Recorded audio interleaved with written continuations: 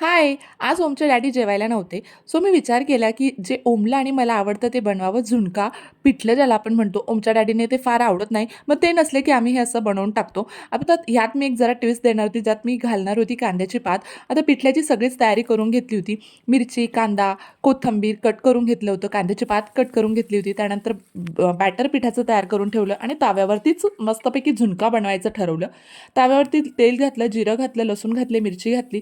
त्यानंतर कांदा घातला, गोल्डन परतून घेतला. त्यानंतर चवीपुरतं मीठसुद्धा घालून घेतलं आणि हे व्यवस्थित परतून झाल्यानंतर हळद घातली आणि जे बॅटर कांद्याची पात घातली ती सुद्धा व्यवस्थित मिक्स करून घेतली आणि जे बॅटर आपण तयार करून ठेवलेलं होतं ते लगेच यावर घालूया तव्यावरती आणि मस्त झुणका आपला कोरडा होईपर्यंत त्याला ढवळत राहायचं आहे, मिक्स करत राहायचं आहे.